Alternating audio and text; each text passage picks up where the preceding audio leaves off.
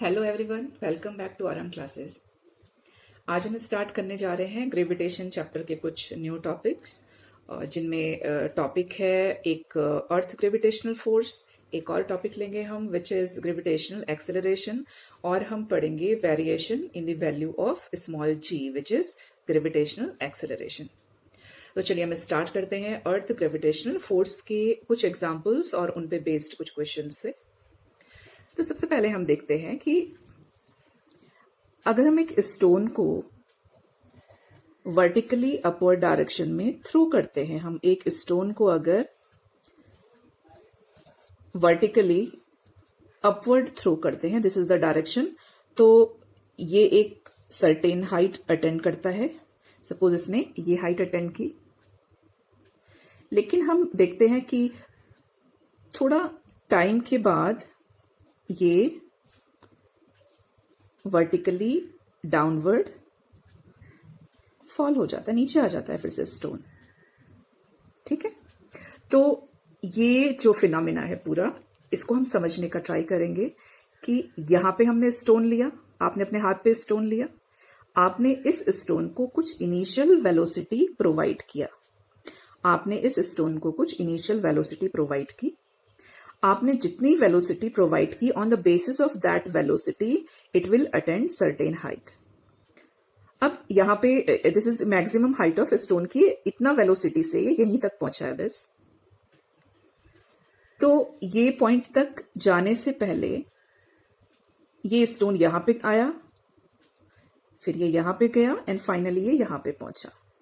तो during this journey of stone, ये stone हर step पे एक डाउनवर्ड पुल एक्सपीरियंस करता रहा, विच इज ग्रेविटेशनल पुल जो centre of the earth provide करता है। सपोज यहां पे सेंटर है अर्थ का, तो ये वर्टिकली डाउनवर्ड इसको पुल प्रोवाइड कर रहा है, जबकि ये वेलोसिटी इसको ऊपर की तरफ पुश कर रही है। तो आफ्टर सर्टेन हाइट, ये क्योंकि यहां पे भी इसने थोड़ा सा डाउनवर्ड पुल फील किया, थोड़ा सा डाउनवर्ड पुल फील किया, यहां पे जाते जाते मैक्सिमम हाइट जब अटेंड करता है स्टोन, यहां पर पहुंचते हुए ये जो वेलोसिटी है ये 0 हो जाती है। तो इस पॉइंट पे हम कहते हैं कि v की वैल्यू 0। अब जैसे ही वेलोसिटी 0 हुई, जो ग्रेविटेशनल पुल है अर्थ का, ये इसको डाउनवर्ड डायरेक्शन में एक ड्रैग एक पुल प्रोवाइड करता है, तो ये फॉल हो जाएगा नीचे। अब लेकिन एक और इंटरेस्टिंग है इसमें कि during fall of this stone, suppose यहां पे ये वाली पोजीशन पे आया ड्यूरिंग फॉल, फिर ये इस पोजीशन पे आया ड्यूरिंग फॉल एंड फाइनली ये यहां पे पहुंचा। तो इसके साथ भी ऐसा ही होता है कि ड्यूरिंग फॉल क्या होगा, इस पॉइंट पे वेलोसिटी थोड़ा ज्यादा होगी, इस पॉइंट पे और ज्यादा होगी एंड फाइनली ये यहां पे पहुंचेगा। तो आप कह सकते हो कि जब स्टोन अपवर्ड थ्रो करते हैं तो वेलोसिटी रिड्यूस होते जाती है, फाइनली 0 हो जाती है, और जब इसका फॉल होता है डाउनवर्ड तो वेलोसिटी इंक्रीज होती है, मींस स्टोन को एक एक्सेलरेशन फील होता है। उसी एक्सेलरेशन को हम कहते हैं एक्सेलरेशन ड्यू टू ग्रेविटी। तो एक स्टोन थ्रो करने से लेके इसके ग्राउंड पे फॉल होने तक जो पूरा जर्नी है, इस पे ये सारे मींस एक टर्म यहां पे आ रहा है वेलोसिटी, तो ये क्रूशियल रोल प्ले कर रहा है यहाँ पे। ठीक है, तो अब ये जो आपकी एग्जाम्पल है, इस एग्जाम्पल पे बेस्ड छोटे छोटे क्वेश्चंस बनते हैं, तो वो क्वेश्चंस कवर करेंगे हम। First question is, will the velocity of a stone thrown vertically upwards remain constant or it will change with time. तो अगर आप स्टोन को वर्टिकली अपवर्ड थ्रो करते हो तो वो वेलोसिटी के साथ क्या हो रहा है, it is changing with time. तो आप लिख सकते हैं इसका आंसर यहां पे, it will change with time. It will change with time. How will it change? अब चेंज कैसे हो रहा है, ये टाइम के साथ कैसे चेंज हो रही है। जब आप अपवर्ड थ्रो कर रहे हो तो इट इज रिड्यूसिंग, तो यहां पे लिख सकते हो gradually it will reduce. Third question बनता है इससे ही कि why doesn't the stone move up all the time? Stone ऊपर की तरफ क्यों नहीं जा रहा है? वो मीन्स विदाउट स्टॉपिंग चलता जाएगा, ऐसा क्यों नहीं हो रहा है?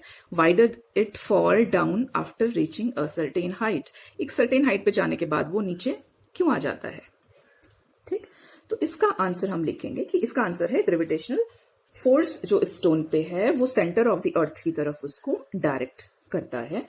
तो लिख सकते हैं यहां पे क्यों होता है ऐसे? ये होता है because gravitational force on a stone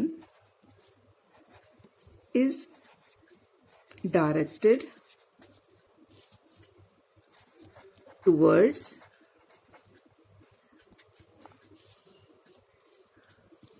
the center of the earth. Center of the earth. This force will reduce velocity of stone. This force will reduce velocity of stone. फिर एक और क्वेश्चन है, What does its maximum height depend on? Yes, ये question आ सकता है ना दिमाग में कि जब हम एक स्टोन को थ्रो कर रहे हैं तो वो मैक्सिमम किस हाइट तक जा सकता है? तो किस हाइट तक जा सकता है मैक्सिमम? ये डिपेंड करता है कि आप उसको कितना इनिशियल वेलोसिटी प्रोवाइड कर रहे हैं। ये हमने लिखा भी था, आपको डिस्क्राइब किया था ऊपर कि VI इनिशियल वेलोसिटी आप कितना दे रहे हैं। ठीक है, तो maximum height depend on it depends on the initial velocity provided by the person. Velocity provided by the person. ठीक है, तो अभी हमने स्टोन की बात की कि आप स्टोन आपने थ्रो किया वर्टिकली अपवर्ड और वो थोड़ी देर बाद वो फॉल हो जाता है नीचे, ग्राउंड पे आ जाता है।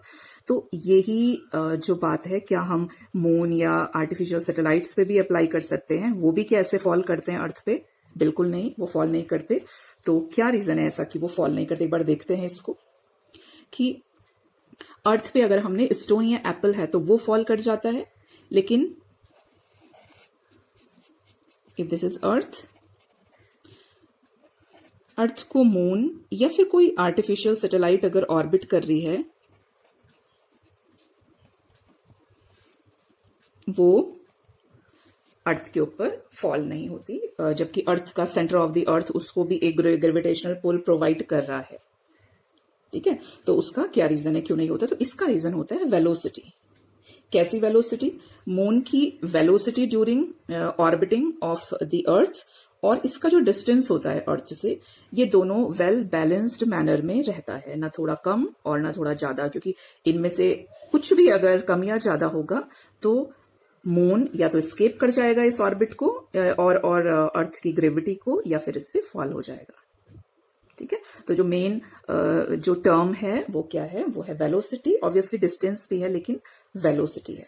तो फिर इस सेक्शन से भी एक क्वेश्चन बनता है, the moon and the artificial satellites orbit the earth attracts them towards itself, but unlike the falling Apple they do not fall on the earth. Why? तो इसका आंसर लिखेंगे हम। इसका आंसर है वेलोसिटी। तो यहां पे लिख लेते हैं, moons velocity and distance, moons velocity and distance from the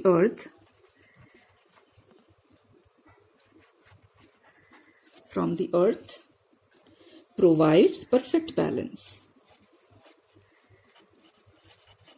provides perfect balance between fall and escape. तो अगर मून की वेलोसिटी फास्ट होती है तो वो अर्थ की ग्रेविटी को एस्केप कर जाएगा, और अगर स्लो होती है तो अर्थ पे फॉल हो जाएगा. लिख लेंगे, if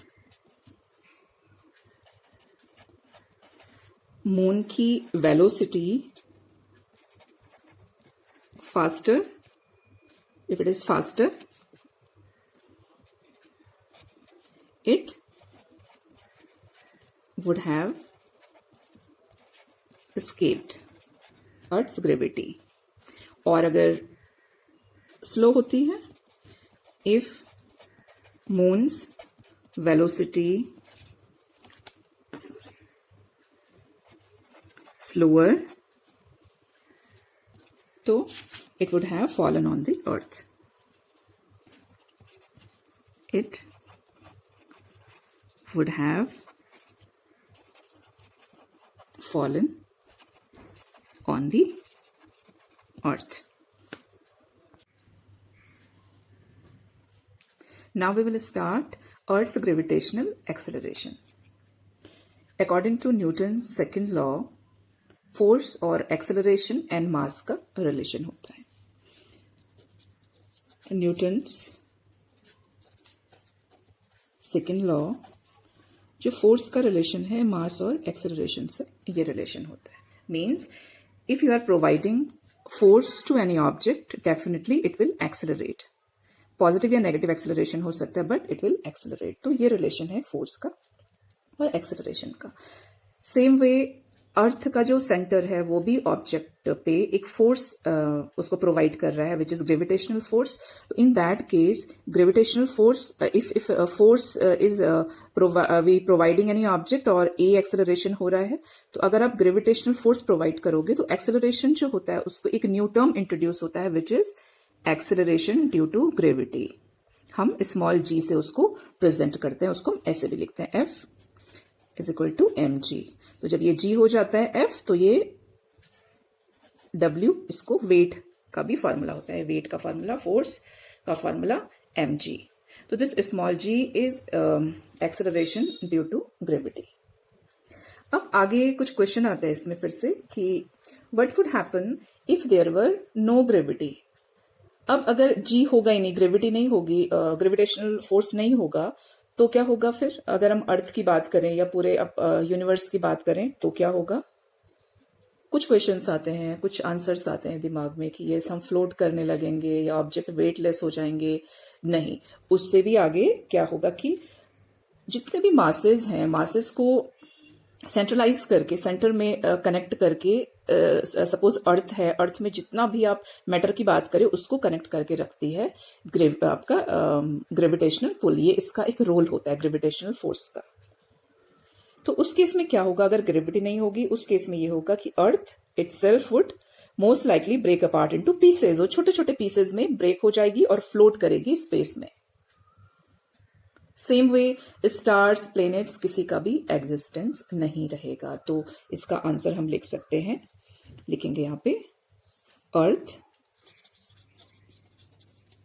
itself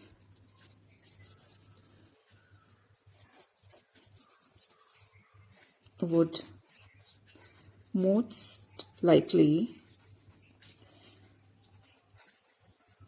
break apart into pieces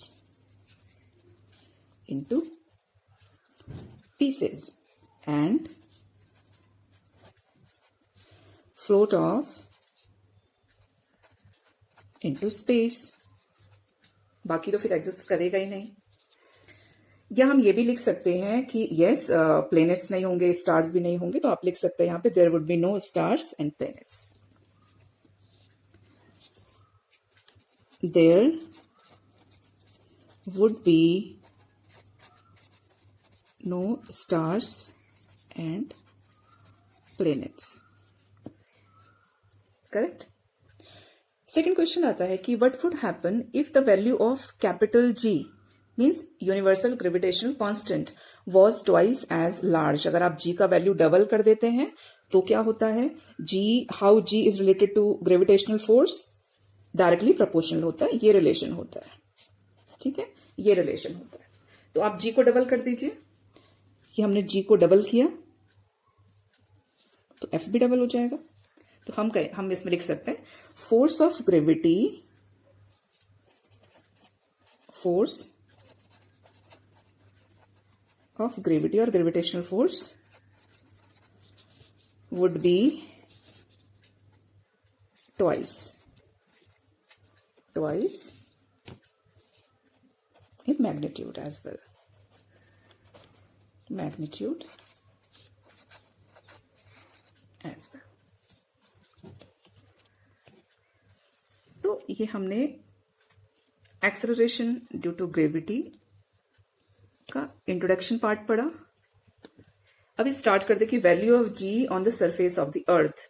अब अर्थ पे जी का वैल्यू हम कैसे ड्राइव करेंगे वो हम देखेंगे।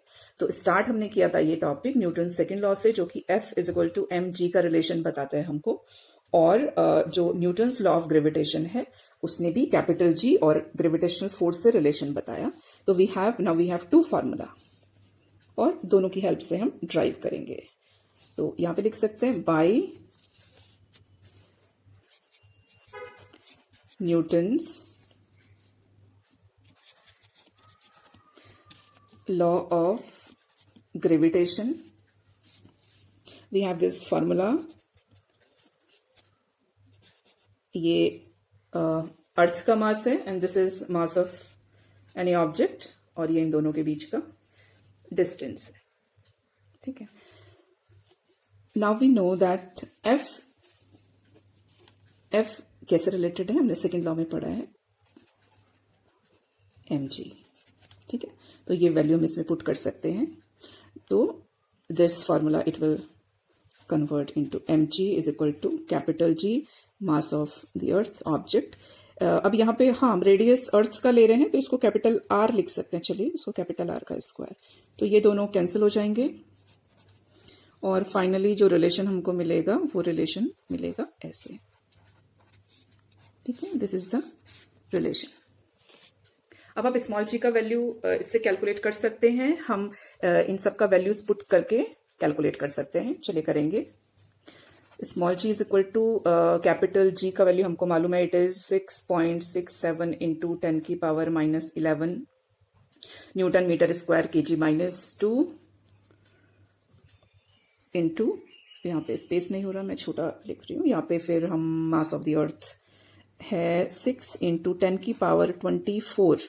ठीक है, याद रखेंगे 10 की power 24 kg divided by r, radius of the अर्थ। तो रेडियस ऑफ द अर्थ है अराउंड 6 इंटू 10 की पावर 6, और आप लिख सकते हैं 6.4 इंटू 10 की पावर 6 मीटर, और ये स्क्वायर है तो यहाँ पे मीटर स्क्वायर हो जाएगा। यूनिट्स आप कैलकुलेट कर लेना, यहाँ पे जगह नहीं बची, नहीं तो मैं यहाँ पे यूनिट्स लिखती हूँ, या अभी चलिए मैं दूसरे कलर से कैलकुलेट करके हम लिख लेंगे। तो ये वैल्यूज को जब आप कैलकुलेट करेंगे तो जो जी का वैल्यू आपको मिलेगा वो मिलेगा 9.8 मीटर पर सेकेंड स्क्वायर। ठीक है, तो ये वैल्यू हमको मिलेगी, this is the value of g, और ये हम 9th से पढ़ते आ रहे हैं। यूनिट्स आप कैलकुलेट कर लेना एक बार। यहाँ पे ये यूनिट होगा हमारा, या तो मैं तो दूसरे कलर से लिख के बता देती हूँ। ये जब हम करेंगे तो ये जो यूनिट है इसका है न्यूटन मीटर स्क्वायर kg -2, और ये अर्थ का मास है, दिस इज ओनली kg, और ये जो रेडियस है अर्थ का, दिस इज मीटर स्क्वायर। ठीक, अब हम कैंसिल करते हैं, मैं दूसरे कलर से इसको कैंसिल करती हूँ जो आपको क्लियर दिखाई दे।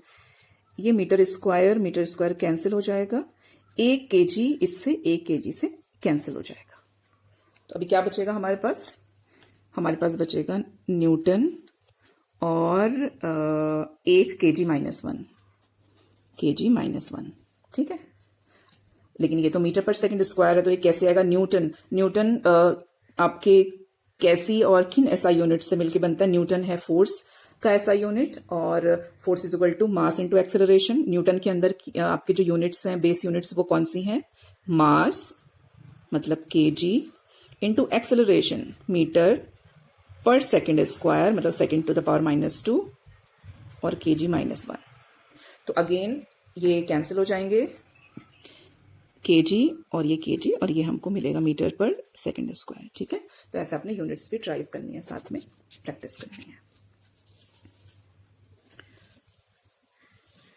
इसके बाद एक और क्वेश्चन है, what would be the value of g on the surface of the earth if its mass was twice as large as its radius half of what it is now. Means जो present value है, present value के comparison में अगर radius को half कर देते हैं, ठीक है, रेडियस को हाफ कर देते हैं और मास को ट्वाइस कर देते हैं, तो क्या होगा? तो from this expression we know that ये रिलेशन है, जी का मास से डायरेक्टली प्रोपोर्शनल है और रेडियस से स्क्वायर का इनवर्सली प्रोपोर्शनल है। तो ये रिलेशन से ही हम कैलकुलेट करते हैं यहाँ पे।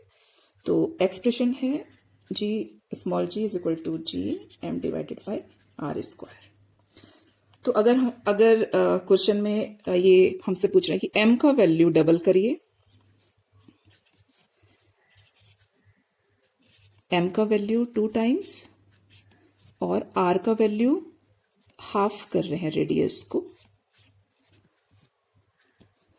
ठीक, तो कितना डिफरेंस होगा? 2m डिवाइडेड बाई 2 ज़ा 4, 1/4 आर स्क्वायर और जी यहां पे कैलकुलेट कर देती हैं, थोड़ा अनटाइडी हो रहा है, और जी 2 इंटू ये 4 ऊपर जाएगा 4m डिवाइडेड बाई आर। तो कितने टाइम्स हो गया? 8 टाइम्स। जो स्मॉल जी में चेंजेस आएंगे वो 8 टाइम्स ज्यादा चेंजेस आएंगे। ये एक्सप्रेशन होगा इसका। क्लियर है? ओके, तो अब हमने रिलेशन देखा है आपने कि स्मॉल जी का रिलेशन मास के साथ कैसे है और स्मॉल जी का रिलेशन रेडियस के साथ कैसे, आर स्क्वायर, ठीक है, इनवर्सली प्रोपोर्शनल है बस। तो ये जो 3 पॉइंट्स हैं ये इस पे ही बेस्ड हैं। तो 1 बाय 1 देखते हैं, इनको समझते हैं। सबसे पहले कि जी की वैल्यू में वेरिएशन, जी की वैल्यू कैसे वेरी करेगी? When change along the surface of the earth, along the surface of the earth. अब हमको मालूम है जो अर्थ है हमारा वो अपने एक्सिस पे रोटेट करता है, and because of that rotation earth का जो इक्वेटर वाला पार्ट होता है, जो ये वाला पार्ट होता है, ये थोड़ा सा बल्ज्ड रहता है, इसमें बल्ज रहते हैं। इक्वेटर में क्या रहेगा? इक्वेटर में बल्ज रहता है थोड़ा सा, और पोल्स वाले पोर्शन में क्या रहता है? पोल्स पोर्शन पे फ्लैट रहता है, फ्लैटर रहता है थोड़ा सा पार्ट। तो अगर हम सेंटर ऑफ द अर्थ से देखें तो पोल्स में रेडियस और इक्वेटर में रेडियस में डिफरेंस है, दिख रहा है आपको डिफरेंस? तो ये डिफरेंस के बेसिस पे हम बता सकते हैं जी का वैल्यू। कैसे?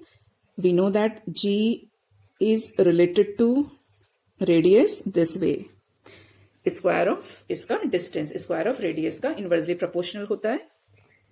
तो आर का वैल्यू यहां पे पोल्स पे कम है, आर का वैल्यू, तो जी का वैल्यू पोल्स पे क्या होगा? ज्यादा होता है। जी का वैल्यू पोल्स पे होगा,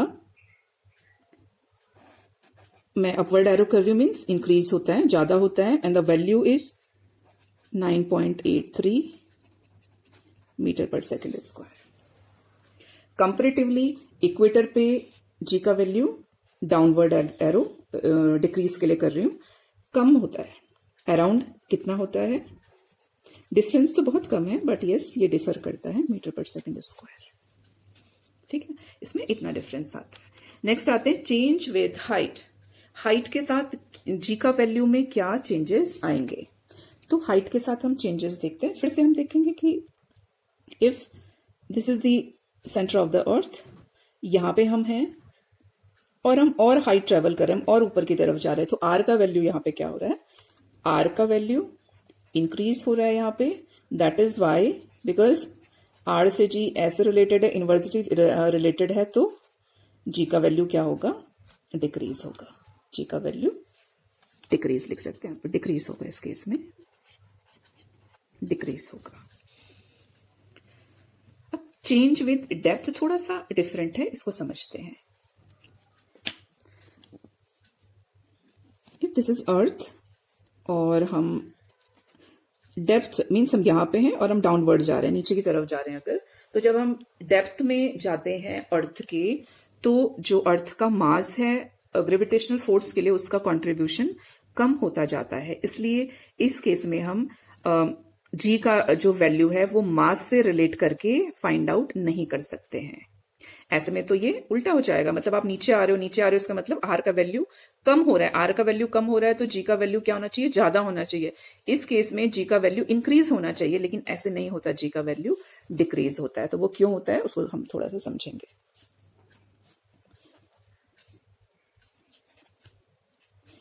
this is the formula of acceleration due to gravity, और ये इनका रिलेशन है आपस में। अब क्योंकि मास से रिलेट नहीं करता है, तो हम डेंसिटी एंड वॉल्यूम से इसको रिलेट करेंगे। वी नो दैट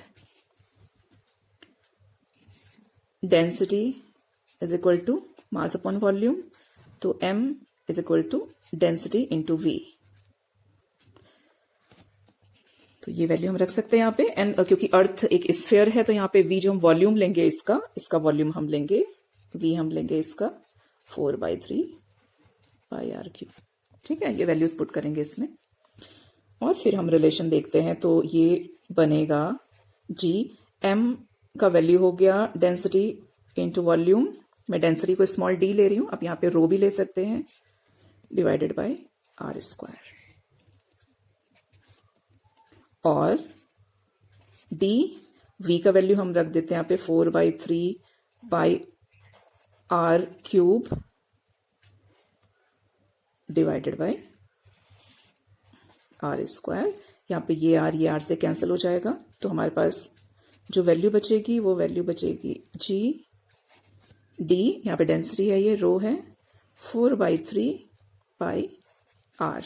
तो अब हम देख रहे हैं कि जो जी है, जी का रिलेशन आर के साथ कैसा है, यहाँ पे ये डायरेक्टली प्रोपोर्शनल का है। एक्चुअल में ये आर यहाँ पे सिंगल आर नहीं लेते हैं, जितना हम डेप्थ मतलब नीचे की तरफ आ रहे हैं ये माइनस डी होता है, वैसे ये आर माइनस डी लेते हैं, मतलब डेप्थ नीचे की तरफ हम आते हैं जब वो। लेकिन अभी ये आपके स्कोप इतना आउट ऑफ स्कोप है आपके चैप्टर से, तो मैं यहाँ पे सिर्फ आर ले रही हूँ आपको समझाने के लिए कि जी और आर का रिलेशन यहाँ पे कैसा है, डायरेक्टली प्रोपोर्शनल। मीन्स आर का वैल्यू डिक्रीज हो रहा है, तो जी का वैल्यू भी यहाँ पे डिक्रीज होगा। तो यहाँ पे लिख देते हैं चेंज इन डेप्थ क्या होगा, चेंज इन डेप्थ में वैल्यू ऑफ जी डिक्रीजेज।